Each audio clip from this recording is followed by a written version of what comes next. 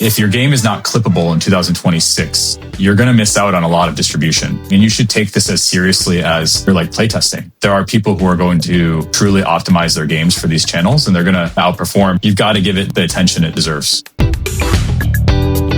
Hello and welcome to the Game Launch Podcast, where we interview some of gaming's biggest founders and CEOs about some of the most iconic works in launching games that you've played or at the very least heard of. I'm Robbie Ferguson, your host, and today I'm delighted to be joined by Justin Waldron. Justin is one of the most significant figures in gaming and is probably responsible for half the games on your phone today. Justin helped co-found Zynga at 19 years old. He helped create some of the biggest titles at the time, Zynga Poker, FarmVille, and by 23, just 4 years later, helped build the company into a roughly $10 billion IPO. It is an absolute pleasure to have you on the podcast, Justin. Welcome. Thanks for having me. Excited to be here. I'll start with the most important question, which is, how did you get into gaming and how did you start Zynga in the first place? Yeah, it's a long story, I guess. But really, I've been fascinated by games since I was a kid, just like most people growing up. Had tons of exposure to playing games with family and friends, and always wanted to make games. And it was challenging to do, right? Like when I was a kid growing up in the 90s, you needed a dev kit for PlayStation. You needed to somehow get in touch with Sony and sort of on the other side of the world in Japan. And it just seemed like this dream, almost an impossibility to have access to these things. Sort of like something that I could almost barely not even imagine being able to do someday. So I kind of always took the opportunity to work on things where I could, making games for the calculator. I was reverse engineering a lot of games that didn't require a dev kit, but I could modify my favorite games. I got into programming because my mom was in IT, so I had access to programming software. Were you building for mobile at this time? Was this a different device? Yeah, mobile was flip phones when I was a kid. Right. So yes. Not really. It was like Java apps or something. So yep. I was spending a lot of time. Wow, earliest days was like literally the web was probably where I was spending the most of my time on social platforms like MySpace or other places, like literally writing widgets that could be used across these sites. Even before they had APIs, you could kind of copy and paste code across MySpace. Yep. I wrote bots for AOL Instant Messenger, which is it's kind of funny how some of this stuff is like I'm still working on social platforms today. But yep. Yeah, there was no official APIs, but people had reverse engineered the DLLs for AOL Instant Messenger, and you could go and write like visual and this is before rate limiting and like all sorts of preventing mechanisms from today. Yeah, but the big thing was like building things that people could use frictionlessly. So what got me into game development was the idea that like it's about people. And then what I was so excited about using these social platforms and services, like whether it be AOL Instant Messenger or social networks like MySpace and later Facebook and others, was just the idea that like these are spaces where people were interacting with each other, and games were just a much more interesting way of interacting with your friends. And having come online during the age of like the golden age of the first wave of multiplayer games like Counter-Strike and StarCraft and these types of games, it became very apparent that like in some way the people who were playing those games were kind of living in the future, right? We were playing games like Counter-Strike, and it felt like it was years ahead of like the interactions average people were stuck on in the way they were using the web. And a big part of Zynga was like just simply identifying that playing games with people was something that everybody would like, and then figuring out what types of games it would be and how to make it accessible enough to actually use for normal everyday people, and a business model that would actually like allow it to get to them. So kind of obvious, like the founding idea of the company was just people want to play games with their friends. It's way too hard right now. How do we make it instant? No downloads. How do we make it free? And then we just kind of followed that thread. And talk me through. So you're 18, you're 19 years old. Have you built a game that has yet hit distribution? How do you sort of find your co-founders and decide on the idea for Zynga? Is it all up and clear as day, like on day one, or is this something you guys kind of build out as you start building the first games? Yeah, I mean, the insight of people wanting to play games with their friends was clear. The idea that there was a business model to do that as a service was not yet like something we had proven. Yep. You could see it starting to happen a little bit. There were like kind of niche virtual worlds like Habba Hotel. You could see like people playing World of Warcraft. where like there was kind of a saved state and Ultima Online, people wanted to go play these MMOs. But these were not mass market activities. They were just really popular with like some limited set of gamers. And the idea of who a gamer even was at that time was like so constrained. It was basically, a teenager male, up to in their 30s in their bedroom or the parents' house or something like this. And this idea of like making something more inclusive was not really, people didn't think these other people would buy anything or play anything. And really, I think because the content wasn't made for them, we never had a way to like prove or disprove whether or not that was even true. No one had ever run the experiment. Like the studios were very focused on building a certain type of game. For me, I had built, the first thing I built on Facebook, and the way that I got in touch with my co-founder, Mark Pincus, was I actually built a way for people to connect with their friends to play Nintendo Wii games together, which is pretty like, it's kind of funny because we ended up building a company that was about playing games with friends. But basically all it did was simply let you enter in your Wii friend code, which was kind of a new idea that Nintendo had at the time. But it was very hard to connect with the people that you actually wanted to play with. Like you couldn't really search your contact book to find those people. So if you put in your friend code, then you could see all your friends' code. It's a very, very simple app. Mark reached out to me on Facebook to talk about building apps together. And we decided to build a poker game for a very simple reason, which is just that most of the people on Facebook at the time were college kids. And it's hard to remember exactly how much of a moment it was having, but like poker was huge in 2007. It was a phenomenon. Like it was on TV all the time. ESPN was running, the World Poker Tournament, and it was like kind of a fresh thing that everybody was paying attention to at that age. And so it was kind of obvious, like let's just do a poker game where you can play and sit down with your friends automatically, and it's live, and you can chat and you can send gifts. It'll be more focused on the interactions than like a serious version of the game. And it didn't require a download. And that kind of sounds like quaint or simple now, but there were no other places on the internet you could just like play live poker on a web page. It all required some odd like plugins or downloads to the desktop that were just high friction for people. And just solving that problem where you land on a page and suddenly, like if your friend's online, you immediately land on a table. It's like magic at that point. It hadn't been done. And so once that started really working and we started figuring out, wow, there's like definitely something here.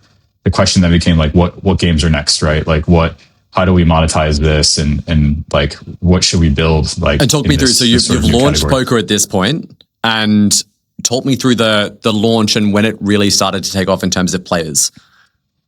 Started to take off in players very quickly. So I think we launched it in like June of 2007 ish. Yep. And I was just getting on my summer break from university, and we're launching this thing. And then by the end of the summer, and like Facebook is literally 3 years old at this point, right? Like this is kind of a very nascent platform. Super nascent. And it's, I would say like there's probably some special conviction we had in it. A lot of people that were early in the company were very involved with Facebook. So my co-founder Mark was one of the angel investors in Facebook with Reid Hoffman, Peter Thiel.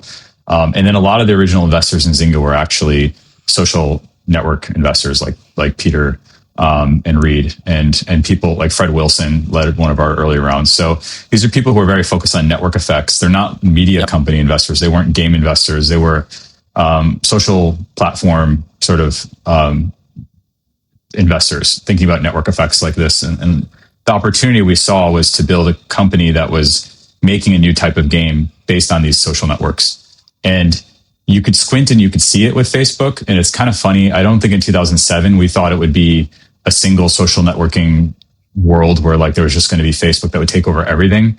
But it didn't actually take that long to then land on that sort of conclusion. I think it was probably more like a year or two later, maybe 2009 was when it started to become clear that Facebook was going to like really take over these regional social networks. There were a lot of platforms. Like you'd go to the UK and Bebo was the number one platform for whatever reason. It was essentially like the MySpace of the UK, and you'd see Orkut in India or this other platform in Brazil. And like there were a lot of regional sort of MySpace. Yeah. And they just sort of slowly started to get taken over, where Facebook would come in the country and they'd run really solid growth plans that they'd figured out after expanding a bunch.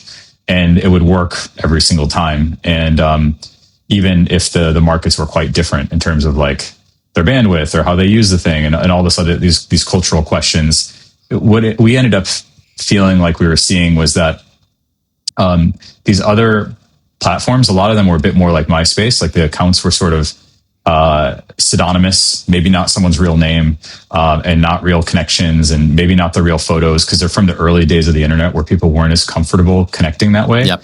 And then Facebook was very focused on like, this is your real name, real photos, real friends. And of course it evolved from there. But like at that point that had like a level of utility and engagement that none of the other previous networks had. And so once they came in with their very specific like growth tactics they used to penetrate the markets and that product, it wasn't like social network versus social network. It felt like a new thing that would always displace the previous thing because it was so much more powerful. And you could almost predict it in 2009. It was very hard to imagine like, oh, okay, and then that means they're going to have billions of users and like everything in the world is going to run on this. But it felt like a foregone conclusion even just a couple of years after, like these guys are going to like go and win in every country they go into. And so we kind of went all in on Facebook, like maybe a year and a half, 2 years into the company, where previously we had stuff on MySpace and all these other social platforms, and some of that even did really well. It eventually became very clear, like it's all going to be Facebook soon. And to drill a bit into the launch of poker, what were the key things you guys did? Was it intentional or unintentional that drove growth? Like, did you just make an incredible game that let you play with your friends on Facebook and it just exploded? Or were you being pretty intentional around like growth loops, etc.? It was pretty funny. I mean, they had these like message boards on Facebook when you had an app, and it was useful because you get all this feedback from your users, and they weren't just reviews. Like there was almost like a built-in little forum for every app. And so you'd have tons of people just writing about whatever you made. And people were always asking for chips. They were asking for poker chips, like almost right away. People were just asking for poker chips. And I don't think someone told us they wanted to buy poker chips, but it was just like people were obsessed with getting more of these chips because we already had this feature where it's free poker, right? So there's no buy-in to get chips in the first place. And people would come every day and they'd get like their daily chips or something. And I don't remember what it was, like 1,000 chips or something like that. Yeah. And they're always like, well, I want 2,000 like chips. Playtime per day. Yeah, exactly. I want 2,000 chips or I want 3,000 chips, right? And then because it's no limit poker, like people could move any amount of chips. And so people start amassing very large piles. And like, because chips are in such high demand, we had resellers of these chips. And we were like, what is going on here? Like, because people could resell them at the table. They just play a hand and they lose the hand intentionally and make a large bet. And they're essentially just transferring these chips around. And we later realized like actually these people were, I don't really know why poker chips were there was some market for them. And eventually people wanted to play the game and have a lot of chips, but because we weren't selling them, there was like this big vibrant sort of secondary market for these chips. And a lot of the people that were harvesting these things and farming them were like World of Warcraft gold miners. So it was like the same crew, which is weird because there's some crypto overlap there too. And we had to eventually like make sure that we were policing that because we had to be careful about making sure that this wasn't seen as gambling where money could go in and out.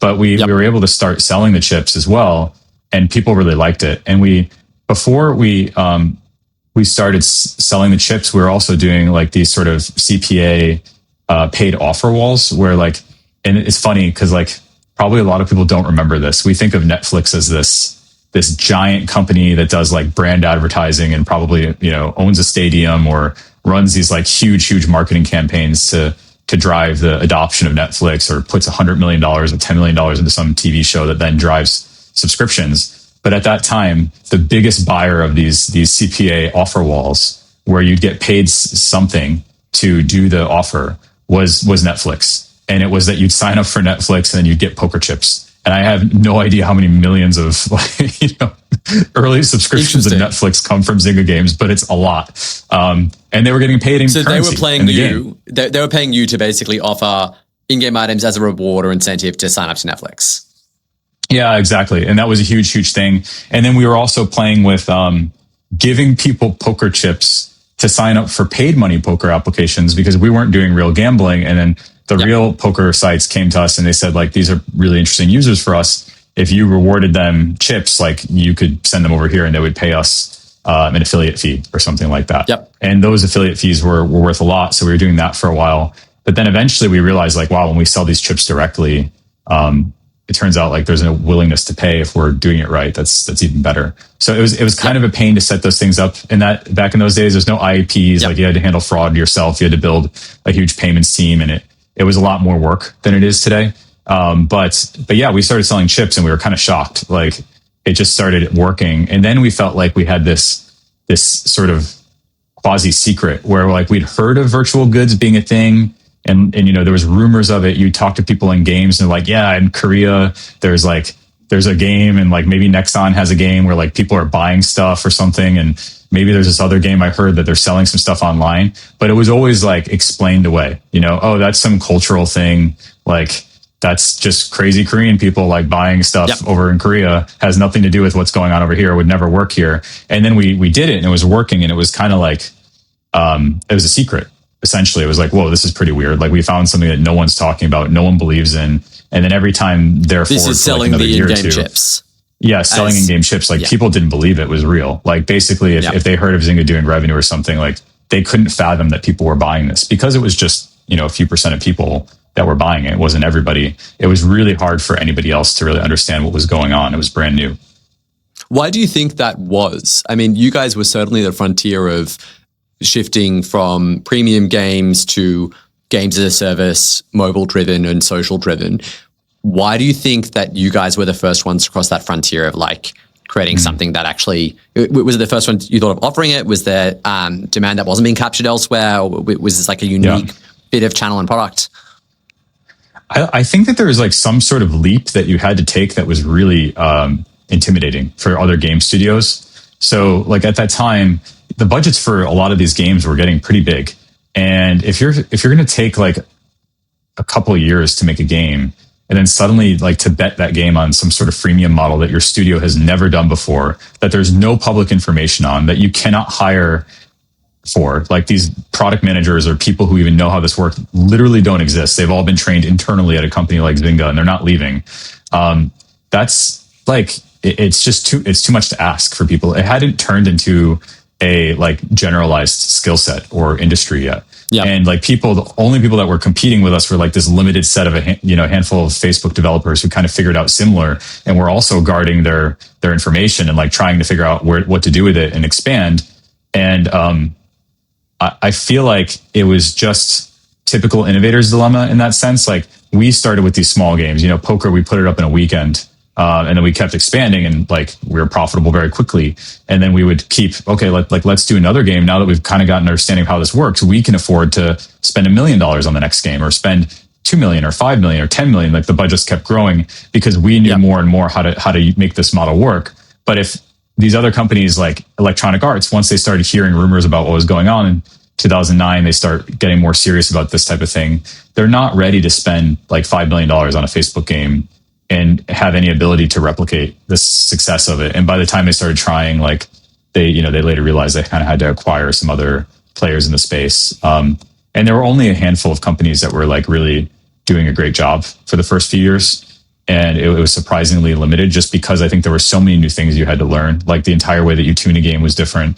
The entire way you measure a game was completely different. The way you market a game was completely different. It wasn't like you could swap out one thing. So you did see companies kind of like hearing, oh, something's going on over there, we should go put our game on Facebook. And they would kind of do a half-measured version of it, right? Where like there's a leaderboard and you can play with your friends, but then they would forget to do any of the viral channels, or they do the viral channels, but they'd have no idea how to monetize. And like you have to get everything right. So it was just, and none of it was institutionalized yet, right? So like, unless you were just going to deeply study what we were doing. You really formalized a lot of those thoughts in poker, or was that stuff you kind of exited and thought about, hey, like these are the channels that worked, this is how we should really develop that for the next game? Yeah, and in a weird way, like poker was a very good testing ground where like virtual goods were pretty limited. Like there weren't really items in poker initially, right? It was kind of like there's chips, and so you're gifting chips, and like it's much more straightforward, right? It's a sort of simpler economy in a lot of ways than like a virtual world or something. But we also started having like RPG games like Mafia Wars, and then soon after Mafia Wars, that had lots of items. Like now we're able to understand a lot of how that stuff works. And then we had things like FarmVille and Yeovil and Cityville and all those other games. They're like simulation games. I have a lot of hours across both of those games, Mafia Wars and FarmVille. Yeah.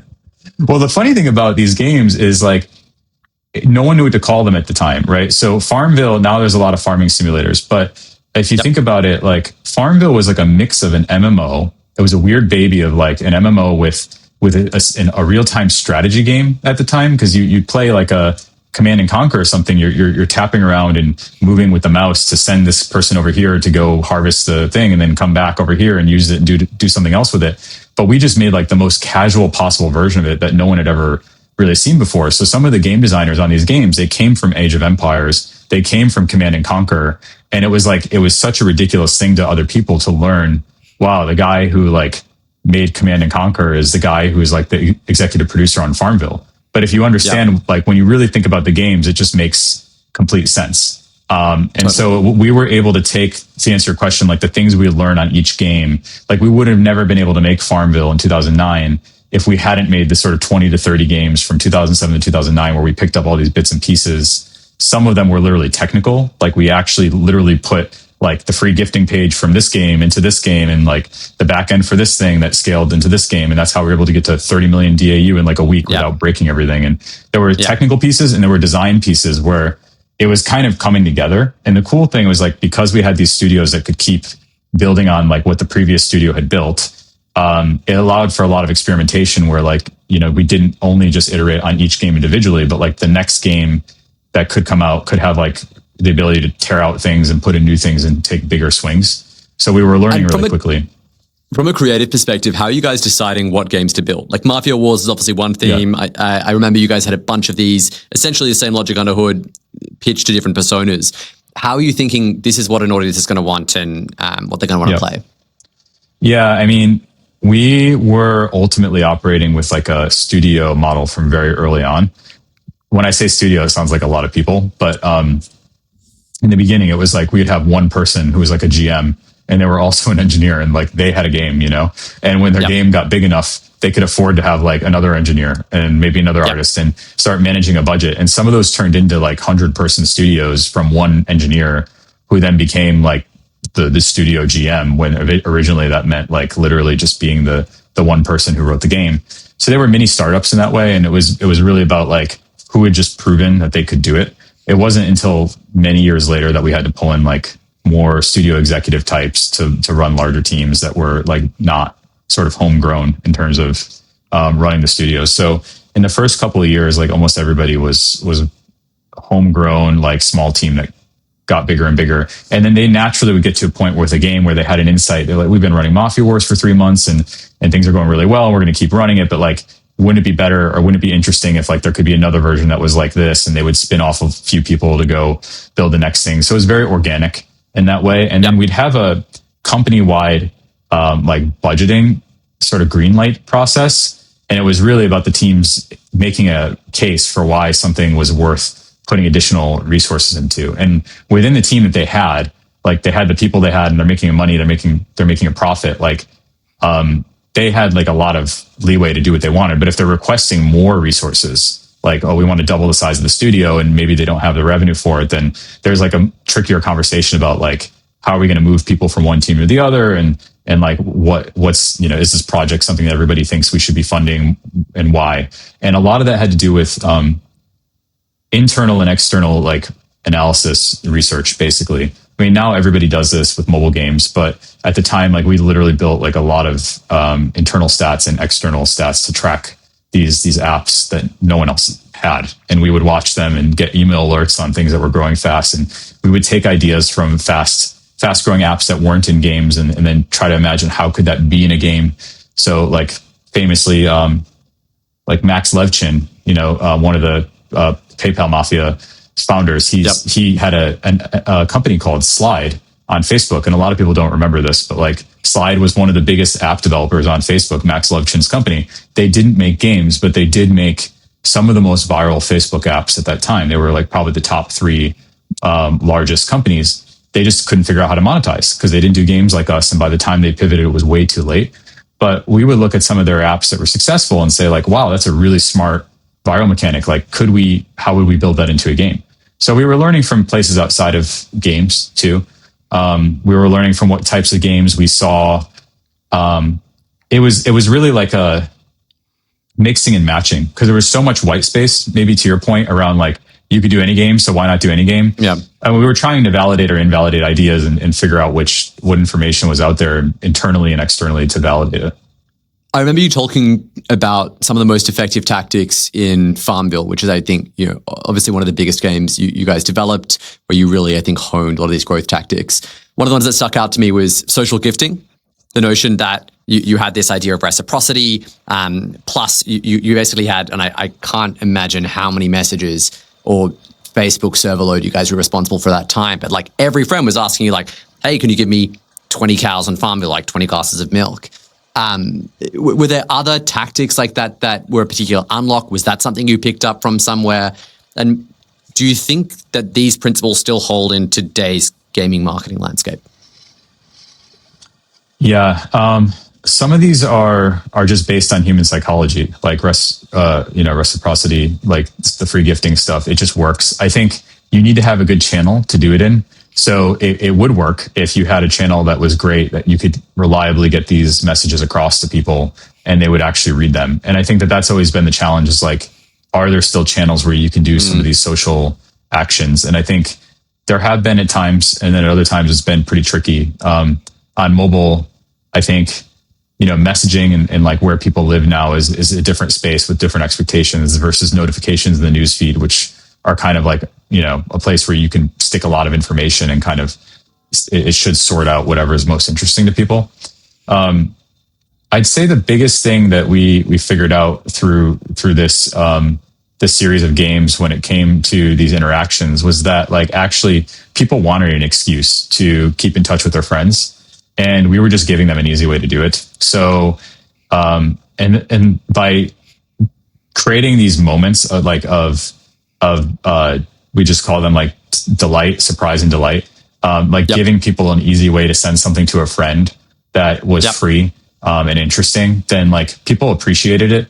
And I think like the cynical take on it was like, oh man, this is just spam. Like, I don't get it. But if you actually like look past the surface level, a lot of the things that people were able to do when they were playing with their friends were just way more interesting and engaging experiences they could have when they were sending these kind of interactions to each other than the alternatives, which was like on Facebook, you could hit a poke button and poke your friend. It just wasn't very interesting.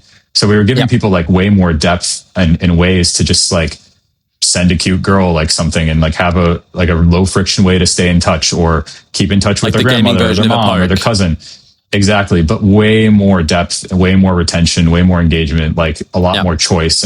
And that's ultimately like, we would say that, the games were about invest and express. So like invest into your own space. This became apparent with all these simulation games of like, okay, I'm making my own space, but I'm doing it piece by piece. I'm investing in my space. And then in the process of investing in it, you'd be expressing yourself. And if you gave someone a blank canvas and you just said like, all right, you're going to make a farm, even maybe some younger kids now are super used to this with like Minecraft or something. But at that time, people had no idea what to do. They were not able to just like go into a farm game and design a farm.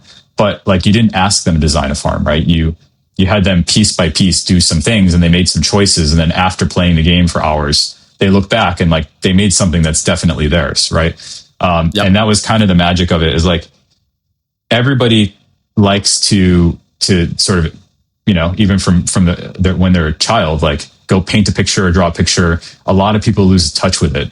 But like giving them the breadcrumbs to sort of accidentally realize, whoa, I made that thing. Like they're still just as proud to hang it up on the fridge, right? And like this whole thing is just a bunch of like people made this thing. And for a lot of these people, it sounds sad, but like there's not a lot of things they could point to that were so clearly like, look at my city I made. And they did it without that sort of upfront friction. And I think that was a big part of it, was just like realizing people wanted a way to do that. And then a way to interact. I mean, it sounds obvious to anyone in 2026, but this literally was the first time these kinds of games were being built. And you guys were both understanding how do you onboard people who had never seen a genre like a simulator or a 4X game before, who would never, understood the concept of messaging your friends. How much effort were you guys putting into in very tactical detail of like, were you studying, hey, the K factor of social gifting changes if we change the copy of this message like this, or if we prompt them like this. Like, how scientifically driven was this in the moment? Yeah, it was all instrumented with A/B tests, like down to the last pixel. And that was the other thing that was like fundamentally new about what we were doing, is that type of approach hadn't made its way into games. And actually, in a weird way, it hadn't made its way into consumer product yet on the internet. I know this sounds strange, but like the guy who ran analytics at Zynga ended up going to Facebook after the IPO because we had better analytics than Facebook. And to some extent, they had like a spoiled riches. There are fewer options you could do in Facebook. Like, it's not as complex as a game with millions of different paths you can take and a design that you could change every single day. That like they had to think really long and hard about a lot of the things they made. They had their own A/B tests. Don't get me wrong. There's a lot of complexity, but in a game, it's like you're constantly changing stuff, right? And if you think about Google or the companies that were like big consumer product companies before that, they had like much simpler, non-interactive ways of the user using their products, in the sense that like it was a one-turn game. It's like you make a search, you get a rate of like how often did you get the result that you wanted in the top list. And they had very simplified ways of looking at the web, which is like a bounce rate. You know, how often are people landing on the page and getting what they want and converting, versus like very simple things. They were doing that kind of analytics. And we couldn't hire product managers. We tried to, from Google or Yahoo or any of these companies, to do what we wanted, because they didn't think about engagement. They didn't think about retention. There weren't products that the more time you spent using the product on the web, the more money you made. Like, it didn't really exist. Now every consumer product works like this. But on Google, like, their assumption was like, well, people come when they want to search, and then we better give them the best result we can give them. And then we should have some ad placement rates that work at that time. But they weren't also saying, and then how are we going to get them to come back, like, or, 10 times more and do these other actions? Because there just weren't those types of actions. And so I think that we went down this whole path of exploration around like engagement and retention, and like the relationship of a user and a product that's ongoing in terms of the amount of time they spend per day and the way they use it from day to day. Like, why do they come back tomorrow? And I think all that's just like super commonplace product management at this point. But weirdly enough, like, there was a moment where it wasn't. And that coincides with like Web 2.0, which is this whole idea of Ajax is like a new way of using JavaScript to make a page interactive, and you don't need to download anything. And if that's the case, well, then, the web pages become more like applications. And if they become more like applications, like, maybe they spend more time using them, and you have to measure all that. So, to answer your question about instrumentation, it was a key, super, super key thing to everything we did in the culture of the company. I mean, one criticism people would make is like, it's like this crazy marketing company where like everyone's measuring everything. There's so much science, and maybe they're not paying enough attention to design. I don't agree. I don't agree with that. But I can understand why people felt that way. Cause like the truth is we needed to do both, to succeed. And if like there was a lot of magic in the products we made and new experiences, like fundamentally, like every single Zynga product that succeeded, and there were a bunch of them, was something that like basically people hadn't done before until they used that product. And so the oversimplified way of looking at it is like these guys are just optimizing the heck out of these social channels and understanding it better than anyone else. And there was truth to that, but also like the experiences we were delivering were just like fundamentally fresh from a design perspective and new. Otherwise, I don't think it would have worked. Like, you needed to deliver the magic, and you needed to find a way to distribute it to people. Like what you guys are helping with today, like that's still the biggest question in games, right? And like we need more ways to solve this problem. So it's been like really cool to see you guys building that. Totally. I mean, a couple of things I'm keen to deep dive on. One was virality was obviously core to your guys' growth. Like that was the whole nature of Facebook. And I'm reminded of a conversation I recently had with Nikita Beer, where we were talking to him about like viral channels as well. And he was very opinionated around a lot of people get virality wrong today because they focus on what are the options we give users to share. And the most important thing is having a strong opinion on this is the one channel that this is actually going to go viral on, and fully instrumenting how a user is going to go from intent to share, getting into that medium, what copy they're going to use, minimizing friction at each point, and like really customizing it to every channel. I wanted to get your thoughts on that, and like to what extent were you guys really leveraging the Facebook graph to its full extent, thinking about how to iterate this over time? Yeah, so I think there's a lot of truth in what he's saying, in the sense that like there's a power law. I mean, like basically there's going to be one channel and one specific thing you do that ends up being a majority of your growth. And so if you just like were to dissect what made each of these products successful that grew through any channel, there's always going to be one or two channels that are like 80% of the growth. And so if you like back out, how did they make this happen? You could just say, well, they should have just gotten those right and just ignore the rest because none of it really mattered.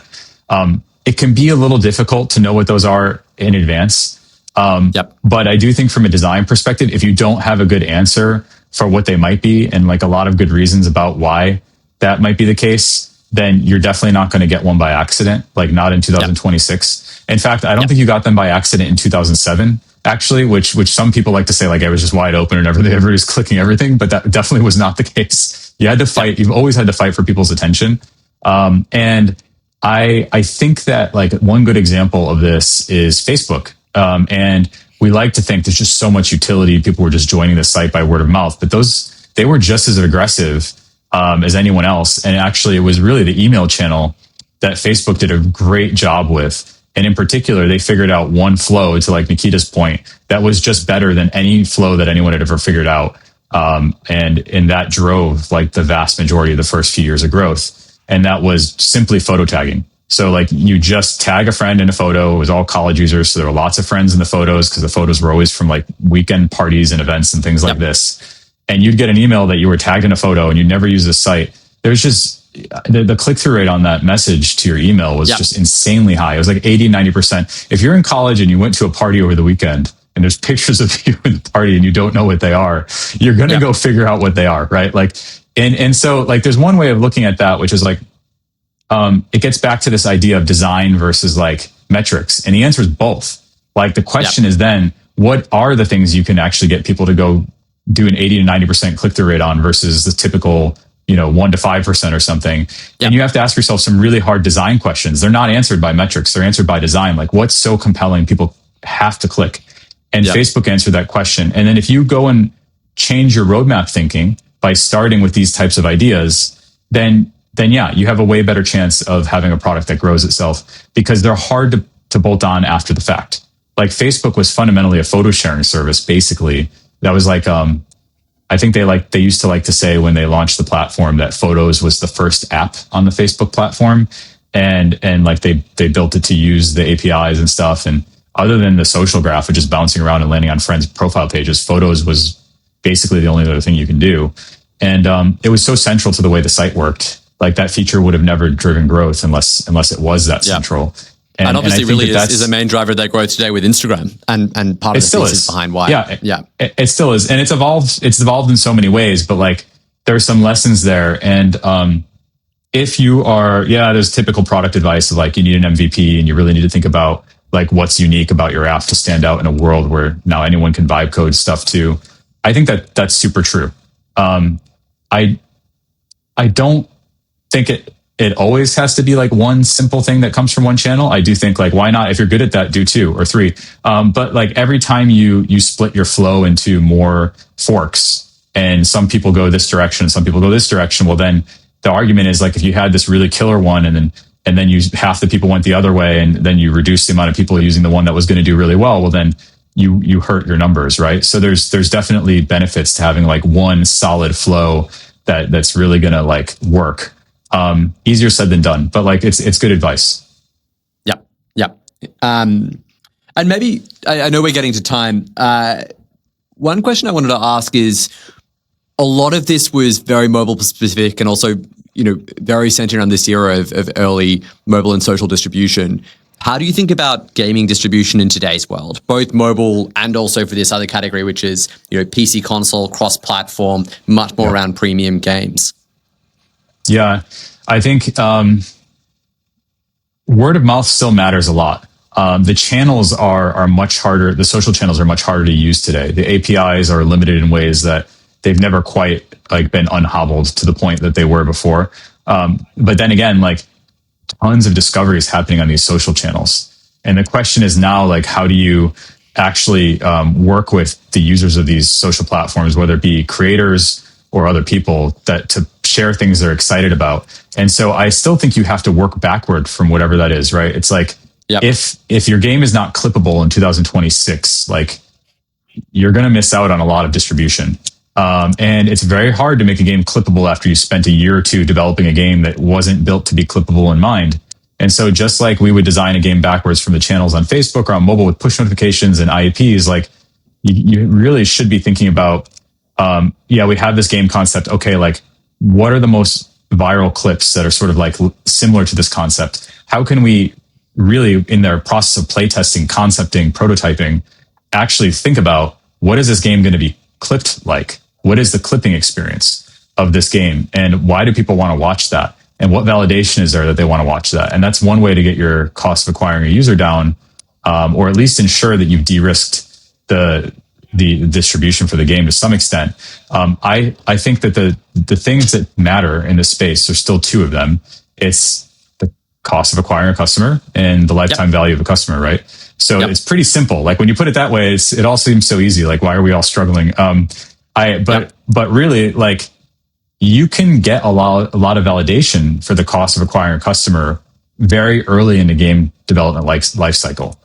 So I would say like it's never too early to start by validating the heat around a concept in the channels that people will ultimately be giving you some sort of free exposure. So on TikTok or Instagram or, what have you, like these, it really matters. And to go ultra niche on this, so I totally agree. Most PC console games, for example, today wouldn't be running paid. They'd be running some mixture of like brand, conference, and organics on socials. How do you tell whether your concept is inherently attractive and you're just not executing well enough on the organics versus like you actually need to go back and shift? Like this is kind of this blend of funnel and data attribution versus the creativity and landing the right story. Yeah, this is a great question. I feel like recently, I think that there's this, you want to be a student of what's already working to some extent. Like I've been looking and paying close attention to things like the friend slop genre, which I know a lot of people are talking about now. And as always, with anything new that's working, there's people who love it and there's people who hate it. But if you look at these games and you ask yourself, like, why are these games clipping so well? It becomes apparent. Like there are patterns. You can start to see why some of these games have a similar shape. And you should be asking yourself, like, how you can design a game or, if you have early concepts for a game that actually has these same elements. And it's back to this idea of like, you've got to mix art and science in games. You got to go figure out what are all the top performing games for all these friend slop games that are going viral and start to see the art of it, which is like, what is similar about these games? You can't pull that from the stats. And you have to ask yourself, how does that like naturally adapt to what we're doing or does it not? And can we create something really compelling here? One of the hardest questions ultimately is like in games to know when you've validated something, when to cut your losses, et cetera. I mean, my take is like, you should be trying to, in this day and age, like look for something that has real heat. Because I think that having a small advantage on acquiring customers is not really enough with how competitive the space is. And you should work with partners like that have scaled new types of acquisition, like what you guys are doing, to actually try to get an edge there. Because I think the main problem I see in games is like marketing and acquisition, the thinking comes too late. And if these games are more, if they're prioritizing this type of thinking earlier, there's a lot you can do. And I find that some games are just kind of like they've landed so far down a design and a concept that by the time they realize that like it's not working, it's challenging for them to go back and fix some of this stuff. Yeah. And so that's like the single biggest thing to me is just why not have something that like actually like people are highly engaged with it before you even build it or like in the earliest stages of your building. And you should take this as seriously as your like playtesting, which a lot of great studios also take very seriously. It's just as important. Yeah, I couldn't agree more. And I think it's never been easier from a just AI generative capacity to generate prototypes, visuals, see what's hooking people. I mean, the advice we continuously give portfolio companies we work with is you should absolutely be finding whatever genre you're in, going to whatever channels you think are going to work organically, TikTok, Instagram Reels, and short formats are one of the most popular, and just look at all the most successful content and say, do we think we can make content that is going to fit in. Find what's already working and see if your content can fit into that. Yep. Yeah, 100%. And it's you need to spend enough time scrolling to get a feel for what some of this stuff is. Like, it's very important to not be too disconnected from it. It's back to that point of like, why weren't more people making games on mobile or Facebook that looked like Zynga games when they kind of started to hear that these things were working? And the answer is you had to be all in on it. Like, too many games are looking for sort of like, oh, we'll just do a little bit of social as a solution. And I think it just doesn't work. It's not enough. There are people who are going to really, really, truly optimize their games for these channels, and they're gonna outperform. And so you've got to give it the attention it deserves. Yeah, I was even thinking about the stat. So in I believe it was 2023, there were 14,000 games launched on Steam. 2024, 20,000 games launched on Steam. My prediction personally is I think we're going to see 100,000 games on the PC console market launched via Steam 2030. Honestly, AI in terms of reducing cost of game creation hasn't even really hit because it's not optimized for Unity and engine. So I think distribution will by far become the number one problem. And I agree. It's the founders or CEOs who obsess over that who will be able to get cut through. Yep, 100%. 100%. I think we'll hit 100,000 way before 2030. It'll just be ultimately like how much they allow, right? It could be, it'll come down to like the rules and how they enable AI sort of games and like whether they're going to let it go full bore or they're going to hold back. Yeah. Justin, I realize we're nearly at time. Maybe the final thing I wanted to touch on is you took Zynga public at 23 years old. I think it IPO'd at a $10 billion valuation. I was saying before the call that is still probably the most insane stat I've ever heard. So congratulations. But I wanted to talk a bit about that experience. Sort of what do you think enabled you to go from a couple of successful games leveraging this distribution angle via a new platform, which was Facebook, to actually a massively sustainable, scalable operating company that went public and is still around today, right? As an incredibly valuable company. Yep.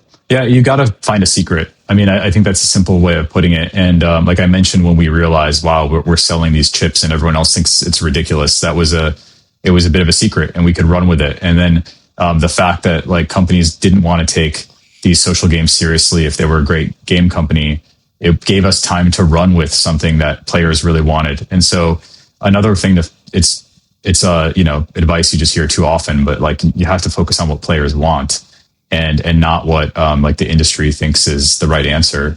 And I mean, I think you see some of the biggest game companies in the world just succeeding at this. Like Nintendo, year after year, just knows how to give their players what players want.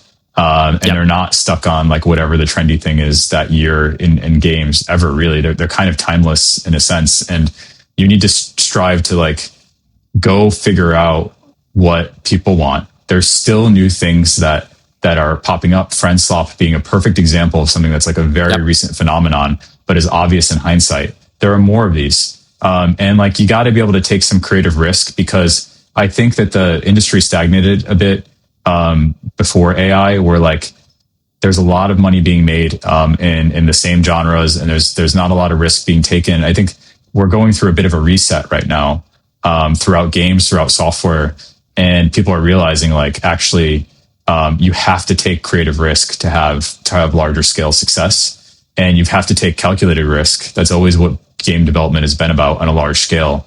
But like people want something that's fresh and new. And so you really do need to figure out like how to get out of doing the sort of same iteration on the same puzzle game and giving them something new. And AI unlocks a whole new way to do that, like more quickly, to test more quickly, or even to create new types of games. So I think it's probably the most exciting time we've had in games for like at least 5 or 10 years. Like things are fresh. There's just tons of new possibility and stuff that's going to happen. So yeah, it's fun. I'm excited to be part of it. Yeah. And I think there's a big opportunity for the industry is seeing massive consolidation, right? You have, especially in mobile, I know we just saw like the largest BPO in history. We've seen Scopely being acquired. Really, the differentiating factor has been how do you get better and better at customer acquisition and better at the maths of acquiring customers? It feels like there's a breath of fresh air now in, I guess, both sides, where the everyday CEO or developer has a much higher chance to have the same superpowers as these giant agencies have in terms of marketing attribution, acquisition, creative development. And we're just going to see a flood of content. And the question is, who will find distribution within that? Yeah, and sometimes some of these things take so long to get right. I mean, I can't tell you how long ago at Zynga we were talking about, Monopoly would be a great social game. It's obvious. We had board games. We talked a lot with Hasbro and Mattel, and we worked on all sorts of concepts. And I mean, how long did it take before anybody did Monopoly successfully as a freemium game? It took like 15 plus years. It's a long time. Like, we knew how to grow mobile freemium games. We knew all these things, but we had Words with Friends back in like 2008 or something. You know, a lot of this stuff was there, but the patience that Scopely even had to get that right. It was like, even if Monopoly was obvious in hindsight, the game that it was not obvious to anyone. It ended up being this sort of social casino mechanics that didn't come until much later from all these other games, like Coin Master and others, that like paved the road for like, oh, that's what Monopoly could be on mobile. And that team spent 3 years or something building and rebuilding the game over and over again until it was an overnight success. And everyone was saying, I can't believe how much money this game is making. I can't believe how much money they're spending on marketing. But anybody who had been watching that game saw it like literally got rebuilt from the studs, I think like 3 or 4 times. Like, they scrapped everything and like could have easily given up over and over and over again on that game. It's like a true story of just like grinding away on a concept that they refuse to give up on. So I think there's a lot of stories like that too. Like, we can't just chase the overnight success. You have to be committed to an idea, but flexible in like how it ends up getting implemented. And there's opportunities out there, like when you actually see something through in a way that players want, like what that game ultimately became, instead of like what it originally was. They let go of whatever the previous designs were and kept chasing, you know, like what people actually wanted to play. Yeah, and now every mobile game company in the world is competing with their CPM. Yeah, unfortunately. Yeah. Justin, thank you so much. I know we're well over time. This was such a phenomenal and interesting conversation. Really awesome to have you on the pod. And hopefully to everyone listening, this was both A, inspirational. I certainly found it inspirational, and B, tactically useful in terms of like the timelessness of a lot of the growth principles from back in the day and how they apply to today. Yeah, thanks for having me. It was fun. Thanks, Justin. Cheers. Thank you so much for listening to the first episode of the Game Launch Podcast. I hope you found it helpful. We're just getting started, so if you found this useful, please subscribe or leave a quick review. It helps more founders and game teams find this show. For a short tactical summary from this episode, plus a deeper dive on clip-first distribution, chuck me a message on LinkedIn, Robbie Ferguson, or check the link in the show notes. Thank you, and see you next episode.